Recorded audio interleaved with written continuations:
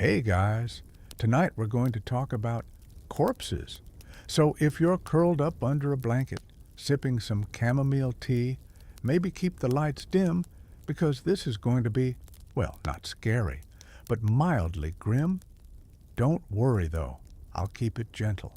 Think of this less as a horror story and more like a very long, slightly sarcastic bedtime lecture about the surprisingly practical problem of medieval Europe.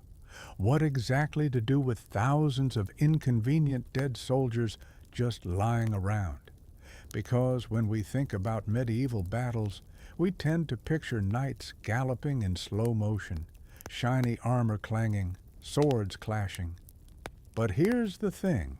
Once all the cinematic fighting stopped, you were left with a messy lawn of human leftovers, and somebody had to clean that up. Spoiler, it wasn't glamorous. Now, before we dive into the details of decomposing medieval soldiers, let's set the scene. You're in, say, the 14th century. You've just had the Battle of Crécy, or Agincourt, or some random skirmish between a duke and a count who couldn't agree over who technically owned 3 sheep and a muddy field.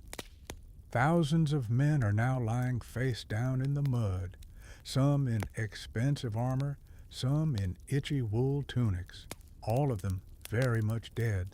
The battle is over. The trumpets have gone silent.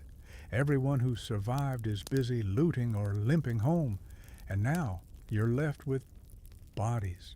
So, what actually happened to them? Let's drift into it slowly. First thing to understand, medieval people did not have a modern sanitation department. There was no medieval department of dead soldier removal. What they did have were peasants. And peasants, as usual, got stuck with all the unglamorous tasks of history. After a battle, villagers living nearby were often ordered, sometimes paid, but usually just volunteered, to come collect the corpses. Imagine being a farmer who just wanted to harvest turnips, and instead the local lord shows up like, "Hey, could you help bury 3,000 men by Tuesday?" Because of course you could. Now, if we're being honest, many of those peasants didn't rush to bury anyone. Why would they? A freshly dead knight was basically a walking treasure chest. Armor was expensive, like really expensive. A good suit of plate armor cost more than most peasants would make in a lifetime. So, before any actual burial happened, there was looting, weapons, armor, boots, belts. If it could be carried, it was carried. And yes, this meant bodies were stripped naked in the mud long before anyone thought about digging graves. Not exactly the noble ending for a gallant warrior. And speaking of graves, let's talk logistics. Digging thousands of holes was not happening. The medieval solution? Mass graves. Big pits dug quickly, usually shallow, sometimes just a trench. Dump the bodies in, cover with dirt, move on. Archaeologists today find these mass graves, and they tell a very different story from the shining romance of knightly battle. You've got skeletons tossed in at odd angles, sometimes still with bits of armor stuck, sometimes showing signs of hurried violence, like people being finished off after the fight. Nothing ceremonial, just practical. But what if the fallen soldiers were nobles? Surely they got better treatment. Sort of. Nobles had families, dynasties, reputations. If you were important enough, your body might be ransomed back to your relatives, or at least carried home for burial in the family church. Except, carrying a corpse across medieval Europe was not easy. Decomposition sets in fast. So what did they do? They boiled the bodies. Yes, really. Nobles were sometimes dismembered and boiled, so the bones could be transported without the smell and mess of rotting flesh. Isn't history relaxing? This practice even had a fancy name, Mos Teutonicus. Basically, you take the noble's body, Cook it down until you just have clean bones, pack those up, and send them home, because nothing says dignified medieval funeral quite like shipping your uncle's skeleton in a barrel. Now, let's float over to another delightful part of this topic, animals. Because medieval Europe had wolves, dogs, birds of prey, and they all saw battlefields as an all-you-can-eat buffet. There are chronicles describing crows circling for days, dogs gnawing on bodies, wolves feasting on the unlucky. It was grisly, sure, but also just part of the natural cycle. Medieval people didn't necessarily see it as shocking the way we might. A battlefield was food for everyone, first the looters, then the scavengers. Of course, the church liked to complain about this.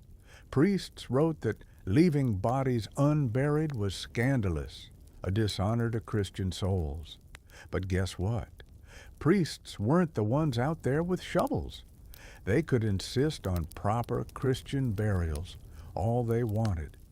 But when you had 10,000 corpses in midsummer heat, ideals tended to go out the window.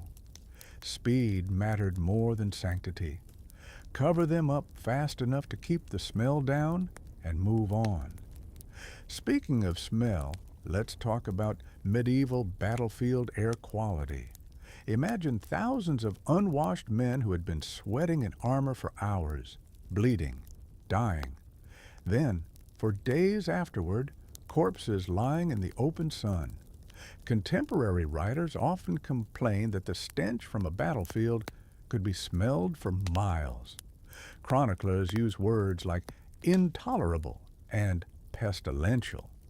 Not exactly the kind of romantic medieval vibe you get from a Renaissance fair.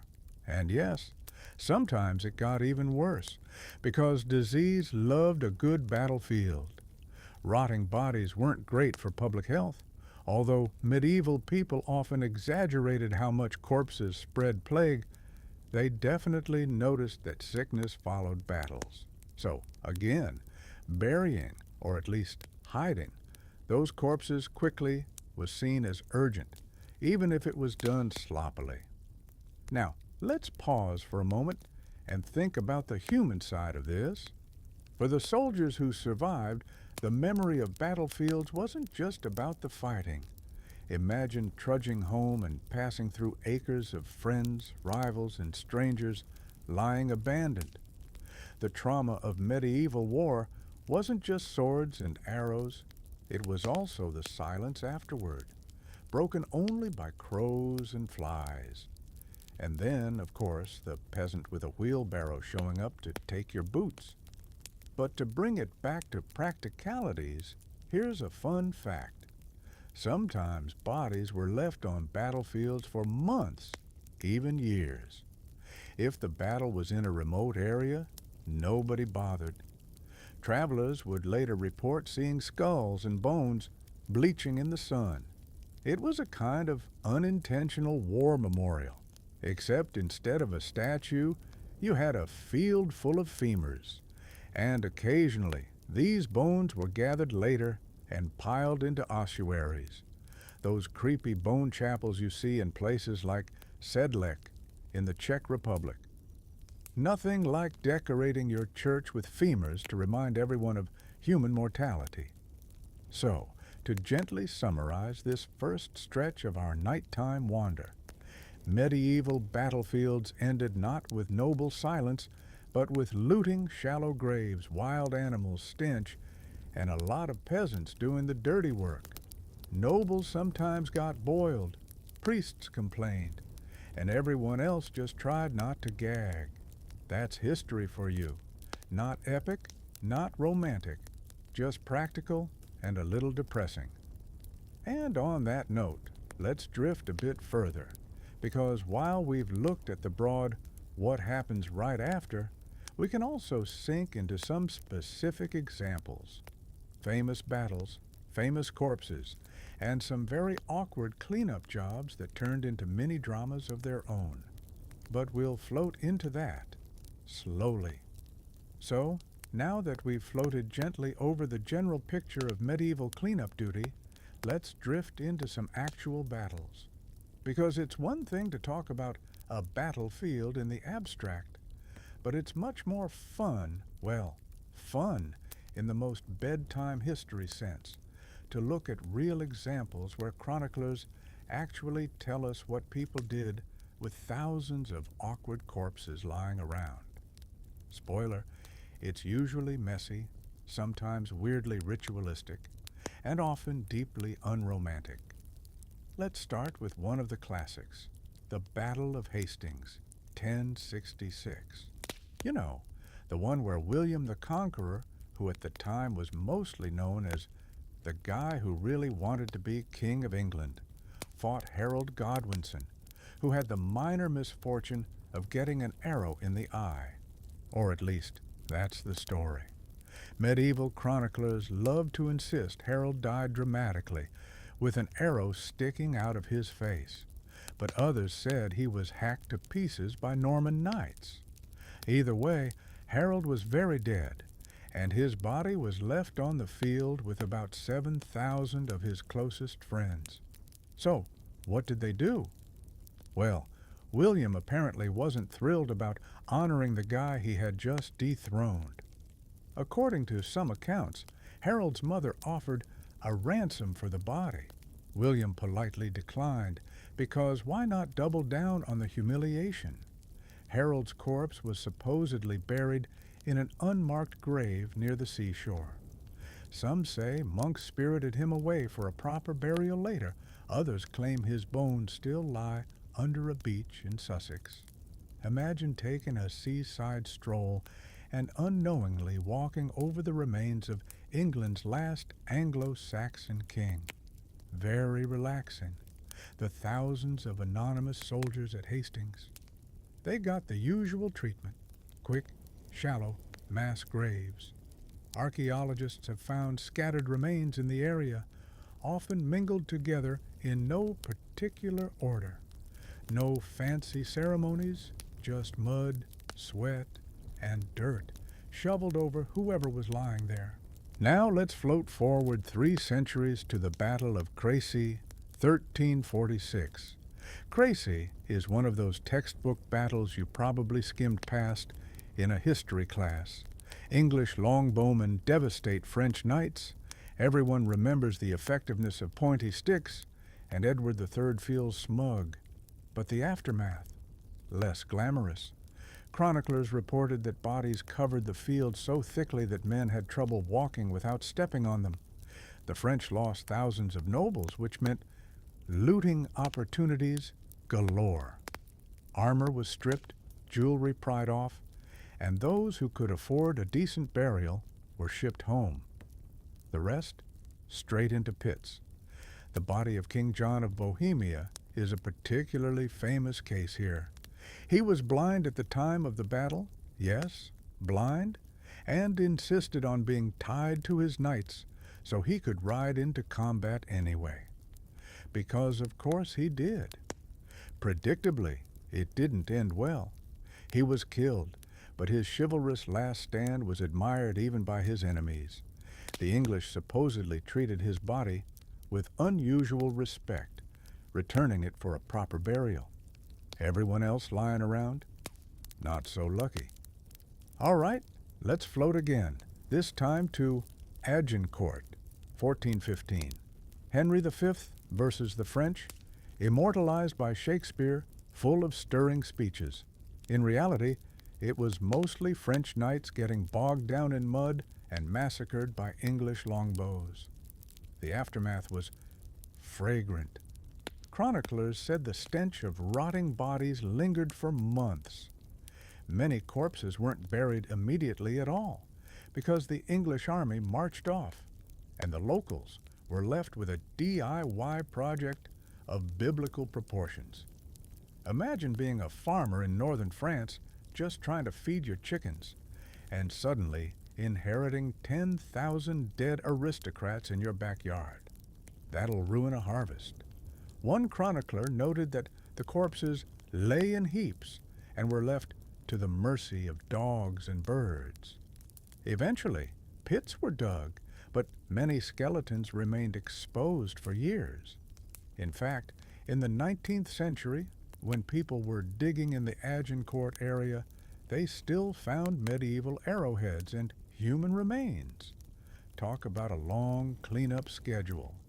And speaking of pits, let's not forget Towton, 1461, the bloodiest battle ever fought on English soil during the Wars of the Roses. Towton was basically England's messy family feud played out on a battlefield, with 50,000 men hacking each other to bits in a snowstorm. Archaeologists excavating Towton in the 1990s found a huge mass grave. Dozens of skeletons tossed in haphazardly, some with horrific injuries, split skulls, severed limbs. Many still had their boots on, which suggests the looters didn't even bother with the common soldiers. They stripped the knights and left the peasants in their mud-soaked footwear. Practical, efficient, slightly depressing. Now let's drift a little further south for a different vibe. The Battle of Kosovo, 1389. This one is wrapped up in legend because Serbs and Ottomans both built national myths around it. The aftermath? Thousands of bodies, of course, lying in summer heat. Chroniclers said the battlefield reeked so badly it was impossible to approach for weeks. Many soldiers were left unburied, becoming part of the mythic Field of Blackbirds. Later traditions claimed women came from villages to mourn and bury their dead by hand. Whether or not that's true, it paints quite the image. Exhausted peasants trudging through carnage with shovels, trying to restore some dignity to a scene that probably looked more like a nightmare. So, whether it was England, France, or the Balkans, the story repeats, glorious charges and speeches in the history books, but when the dust settled, the ground itself turned into a graveyard, and not a particularly neat one. We can even peek outside Europe for a moment. Take the Mongols, for instance. When Genghis Khan's armies swept across Asia, they left battlefields littered with corpses. Unlike in Europe, where priests insisted on burials, the Mongols often didn't bother at all. Bodies were simply left for the steppe wolves and vultures, which from a purely ecological standpoint is efficient. From a human standpoint, slightly chilling. But perhaps the most telling detail in all these examples is how often medieval chroniclers complained about the smell. They rarely wax poetic about the tragedy of war or the psychological trauma. Number. What gets repeated over and over is the stench was unbearable, because that's what struck people most. A battlefield wasn't just visually awful. It assaulted the nose. And when you consider the lack of soap, deodorant, and garbage collection in medieval Europe, if they thought it smelled bad, you know it was catastrophic. So, to lull us gently at the end of this second stretch, famous battles didn't end with noble knights riding into the sunset. They ended with villagers digging trenches, dogs feasting on remains, and monks arguing about whether or not a king deserved a proper Christian grave. The poetry of war always skipped over the cleanup crew, but in reality, that was half the story. And on that calming note, we'll keep drifting, because there are still stranger angles to explore. From bizarre royal burial practices, to bones being recycled for building materials, to entire cities built literally on layers of old battle dead. But we'll wander there slowly in part 3. All right, so far we've wandered through the usual picture: mass graves, shallow pits, and peasants reluctantly moonlighting as medieval sanitation workers. But medieval Europe, being medieval Europe, could always be counted on to take things a little weirder. Because what do you do if the body in question is too important to just toss in a hole? Or What if it's been a few years and the bones lying around suddenly look useful?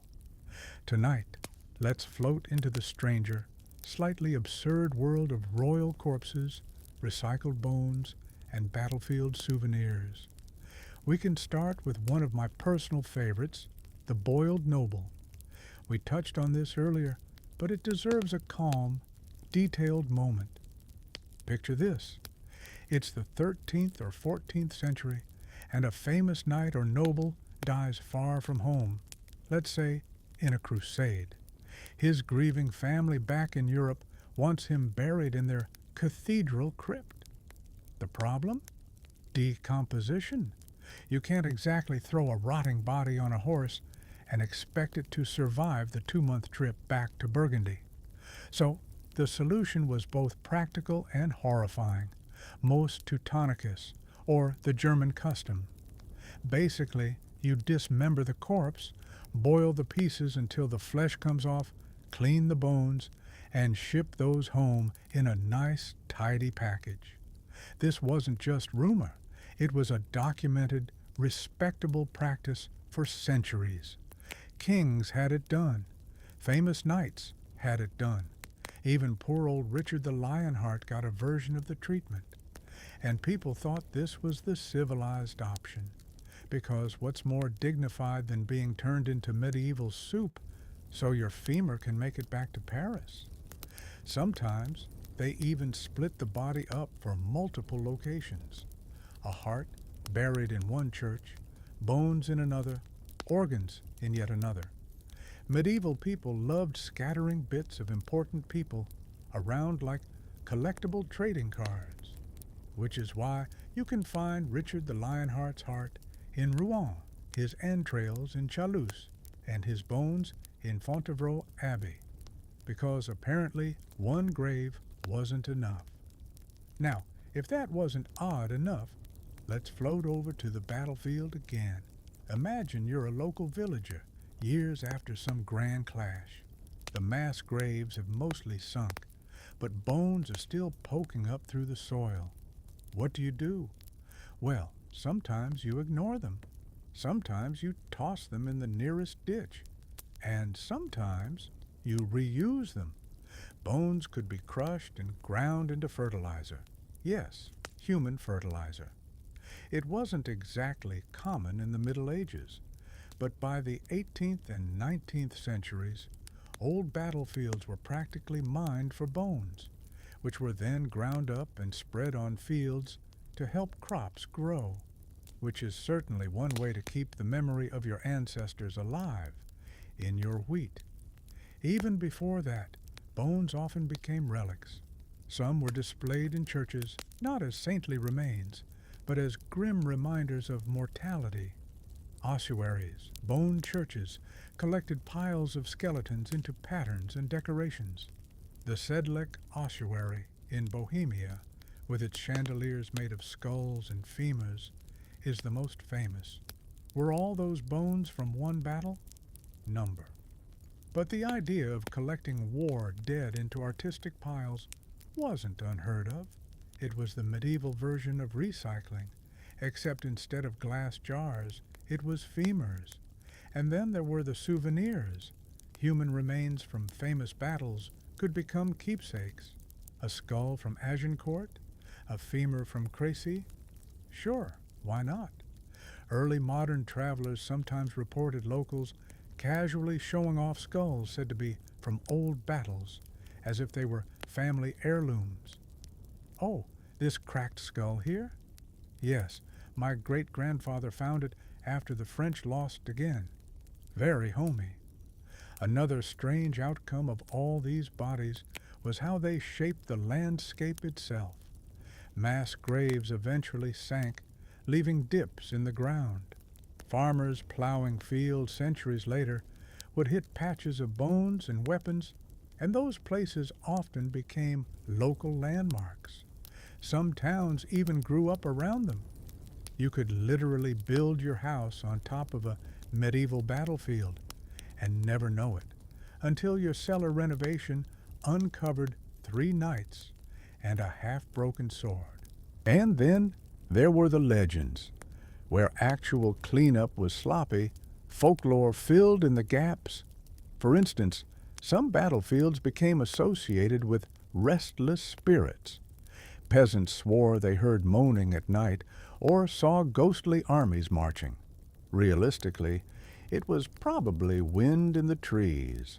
But when you've got thousands of unburied bodies underfoot, ghost stories practically write themselves. Of course, the church had its own way of framing this.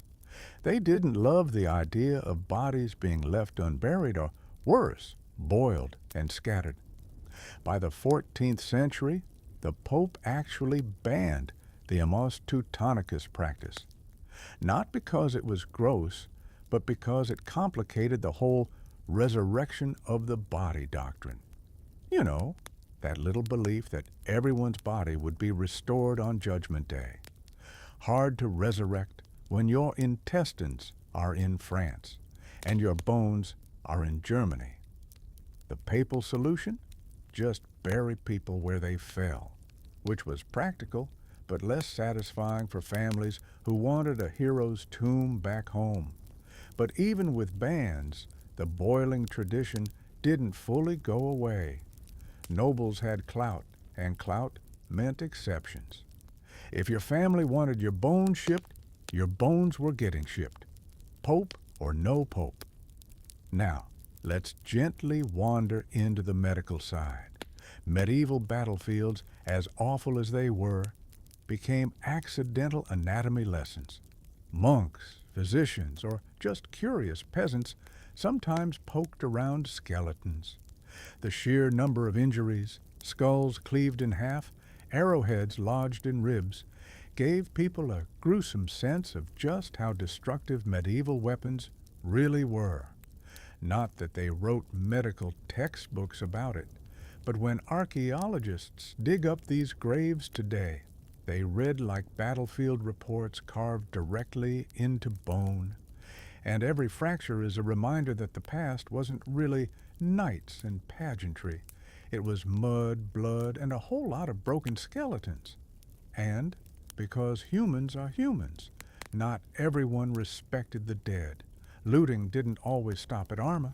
Jewelry, coins, clothing, even teeth could be taken. Yes, teeth. Dentistry was expensive, and healthy teeth could be removed and sold. Next time you see a gleaming noble smile in a portrait, just imagine it might be sponsored by a battlefield grave. Sleep tight. So, to bring this stretch to a calm close, medieval battlefields weren't just temporary killing grounds. They became long-term sites of recycling, superstition, and sometimes even decoration. Bodies were boiled, bones scattered, pits turned into landmarks, and skulls into souvenirs. And through it all, medieval society just carried on. Because war was normal, corpses were normal, and the cleanup was never going to be neat. Next, in Part 4, we'll drift toward the emotional side, how soldiers, peasants, and even kings themselves thought about all this death, and how the messy fate of battlefield corpses shaped medieval ideas of honor, memory, and the afterlife. But for now, let's just let those bones rest, quietly and a little unevenly, under the medieval soil. So far, we've been trudging through the mud, watching peasants dig shallow graves and nobles get boiled like soup bones. But behind all the practicality, there was another layer. The way medieval people imagined these corpses mattered. Because in a world where religion explained pretty much everything, and where honor and shame followed you even after death, what happened to your body on the battlefield wasn't just a hygiene problem, it was a spiritual and reputational one. Let's start with the most obvious: Christian burial. In medieval Europe, being buried properly in consecrated ground was a big deal. It wasn't optional. A proper burial meant your soul had a ticket into purgatory, eventually heaven, rather than wandering around as a restless ghost. which means dying in a battle far from home and being left to rot in a ditch was more than just uncomfortable for your family. It raised the terrifying question, what if he can't be resurrected? Chronicles are full of these anxieties. Priests wrung their hands over unclean battlefield burials. Families begged for their sons' bodies back. Sometimes bones were even retrieved years later, just to make sure they ended up in church soil. It wasn't about hygiene anymore. It was about making sure Uncle Jeffrey wasn't spiritually stranded because he'd been dumped in a trench with 400 strangers and half a horse. For kings and nobles, the stakes were even higher. Nobility wasn't just a title, it was a brand. You couldn't very well have the King of France remembered as that guy who rotted in a field and got eaten by wolves. So, when possible, noble families went to ridiculous lengths to retrieve corpses. We've already covered the boiling trick, but there were also long-distance funeral caravans, where whole processions would escort the remains of a duke across countries, chanting prayers and ringing bells at every town. The idea was to make death itself into a kind of royal performance, because why stop showing off just because you're dead? But naturally, not every noble got that treatment. Plenty of important figures were left where they fell, and this caused embarrassment. Chroniclers often tried to spin it, writing things like, "The noble count was buried with his men," which sounds noble and touching until you realize it's code for, "We threw him in the pit with everyone else because it was hot and smelly." Then there's the matter of shameful corpses. Not every death was honored. Dying in rebellion, excommunication, or dishonor meant you might not get a burial at all. Your body could be left hanging on display, dumped in a ditch, or worse, mutilated, because even after death, medieval politics was petty. Victorious rulers loved to humiliate enemy leaders by denying them proper burials. Nothing says, "I won," quite like tossing your rival's body into a swamp and calling it a day. On the flip side, there were the martyr fantasies. For crusaders in particular, dying in battle was supposed to be glorious. Chroniclers painted the fields of the Holy Land as basically saint factories, full of pious corpses rising straight to heaven. The reality was still flies, wolves, and pits, but the story was wrapped in glowing language about sacrifice. Conveniently, the messy logistics were left out. Meanwhile, ordinary soldiers had no illusions. For them, death in battle often meant being abandoned. Some might get lucky, dragged home by surviving friends or buried by family.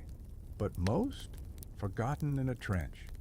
And this shaped medieval culture in subtle ways. War memorials weren't common yet. Instead, the battlefield itself became the memorial. People would say, "That hill is where so-and-so died." The land carried the memory, not a fancy stone monument. Over time, though, these fields of bones created a sense of haunting. Villagers told stories of cursed ground. Chroniclers described moaning winds that were probably just, wind, but sounded spookier when you knew 10,000 men were buried underfoot. Even kings weren't immune to these superstitions. Some ordered chapels built directly on battlefields, just to sanctify the ground and calm the uneasy spirits. A nice little PR project for the afterlife. And speaking of uneasy spirits, let's not forget the medieval obsession with relics. Sometimes fallen warriors weren't just mourned, they were collected. A famous knight's sword, a piece of his clothing, even a finger bone could be treated as a holy keepsake. If a corpse was particularly admired, little bits might be cut off before burial. A fragment of cloak here, a tooth there. because nothing says eternal memory quite like your cousin keeping your kneecap on a chain. But for all the religious and cultural anxieties, there was also a kind of weary acceptance. War was constant. Death was constant. People lived with the knowledge that most soldiers wouldn't get a tombstone, just mud, which is maybe why medieval chroniclers don't linger too much on grief. They note the stink, the looting, the trenches, and then move on. To them, this wasn't extraordinary. It was just Tuesday. Still, the awkwardness of battlefield corpses shaped how wars were remembered. Victors claimed their dead were honored, while enemies were left to rot like dogs.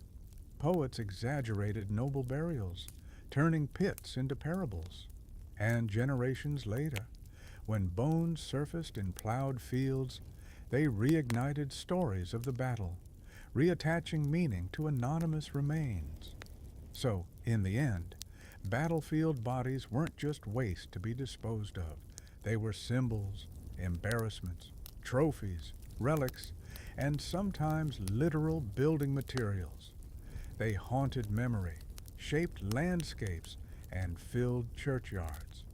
Even when forgotten, they were never completely gone. And that's where we'll rest for now. In the next part, we'll wander into the very long afterlife of these battlefields. How centuries later, people dug them up, studied them, and sometimes even turned them into national myths. Because if there's one thing humans love more than fighting battles, it's endlessly recycling the bones afterward. So, we've now tucked the medieval dead under the soil, prayed over them sometimes, and left them for wolves, priests, and folklore. But the story doesn't end there, because if there's one thing humans are reliably bad at, it's leaving things buried. Sooner or later, the bones always come back. Centuries after the battles ended, farmers plowing their fields started hitting patches of skulls, ribs, and rusty weapons, which is one way to ruin your harvest mood. Imagine you're just trying to grow wheat, and suddenly your plow drags up half a femur with a dent from an axe. Medieval Europe already lived side by side with death, but even by their standards, that's a rough day in agriculture. By the early modern period, these bone fields were common knowledge. Locals knew exactly where to point if a traveler asked, "Where was that great battle?" You didn't need a monument. You had literal piles of skeletons. Some were respectfully reburied in churches. Others were stacked in ossuaries. And quite a few were sold, because bones had value. In the 18th and 19th centuries, there was actually a market for old battlefield bones, ground down into fertilizer for European farms. Yes, after all the drama of medieval chivalry, thousands of knights eventually ended up as turnips. But alongside the practical, there was also the romantic. The Enlightenment and then the 19th century brought a new obsession with history. Nationalist movements in France, England, and Germany loved a good battlefield. What better way to prove your country's glorious past than pointing at a field full of bones? Suddenly, places like Agincourt or Towton weren't just tragic sights. They were patriotic shrines. Poets waxed sentimental about our noble dead, conveniently forgetting that centuries earlier, those same bodies had been looted, boiled, or ignored. Memory, as always, got a nice coat of varnish. Archaeology eventually stepped in, and here the story turns a bit gentler. From the 19th century onward, excavations began uncovering mass graves in a more systematic way. At Towton, for example, digs revealed skeletons with shockingly vivid injuries, sword cuts cleaving skulls, arrowheads still embedded in bone, ribs shattered by polearms. These weren't abstract statistics. They were individuals, frozen mid-battle, still carrying the marks of their final moments. And the irony? Those same injuries that once horrified peasants now fascinated scientists. Suddenly, battlefield corpses became case studies for osteologists, pathologists, even forensic experts. The medieval knight, once stripped and dumped in a pit, was reborn as a carefully catalogued museum specimen. But archaeology also exposed just how sloppy medieval cleanup was. Graves often showed bodies piled without order, half buried, or left exposed long enough for scavengers to gnaw at them. In some pits, skeletons were missing hands or feet, taken as trophies, or maybe just lost along the way. The reality didn't match the poetry of noble burials. It looked more like a hurried medieval garbage dump, and yet that very messiness has shaped modern memory. Today, standing at a site like Towton or Hastings, what do we imagine? Knights locked in glorious combat? Maybe. But thanks to archaeology, we also imagine the aftermath. Peasants with shovels, wolves prowling, bones resurfacing centuries later. History got its romance back, but also its mud. Of course, nations couldn't resist turning all this into politics again. In France, the memory of Crécy and Agincourt was reshaped as stories of heroic, if tragic, resistance. In England, the same battles became proud proof of military genius. Each country told the story in a way that made their ancestors look better, carefully skipping over the parts about dogs eating corpses or noblemen being boiled into stew. National memory loves a good edit. Sometimes, though, bones refuse to cooperate. At Waterloo, admittedly a bit later than our medieval scope, excavators in the 19th century found mass graves so extensive that rumors spread about bones being carted off for fertilizer by the ton. People were horrified, not because it was unusual, but because it broke the new romantic idea of noble sacrifice, which just shows how much attitudes shifted. Medieval people shrugged and moved on. Moderns wanted battlefield dead treated like relics. And today, many of these medieval battlefields are quiet farmland, sleepy villages, or tourist sites with little plaques. You might stand on a peaceful green meadow in northern France, birds chirping, and never guess that thousands of men are still buried just a few feet below. The bones are still there, mingled with the soil, resurfacing every so often when a new road is built or a farmer digs too deep. There's something oddly fitting about that. For all the pomp and tragedy of medieval war, in the end, the dead became part of the landscape. Crops grew on them, houses were built over them, modern highways cut across them. The armies marched, fought, died, and disappeared. And the world just kept building layers on top. And maybe that's the gentlest bedtime thought of all. The medieval battlefield was never really cleaned up. It just sank into the earth, slowly, quietly, becoming part of the background of daily life. Centuries later, the bones still turn up, as if to remind us that history doesn't vanish. It just goes underground for a while. Next, in Part 6, we'll float toward a soft conclusion, gathering together everything we've drifted through, the logistics, the weirdness, the honor, and the memory. And we'll let the medieval dead finally rest, at least until the next farmer's plow comes along. So here we are. We've wandered across muddy fields, stumbled over half-buried helmets, peeked into plague pits, and politely pretended not to notice the wolves chewing on someone's leg. All in the name of asking a very simple question: what actually happened to dead bodies on medieval battlefields? And the answer, as you've probably noticed, is not much. At least, not much in the way of honor order, or dignity. The medieval battlefield was chaos in life, and, unsurprisingly, it was chaos in death too. The great knightly chronicles and epic poems painted scenes of noble warriors falling gloriously. The reality was much grimmer. Most bodies lay where they fell, stripped of armor, stripped of dignity, left to the weather, the scavengers, and eventually the shovel, if anyone even bothered with that.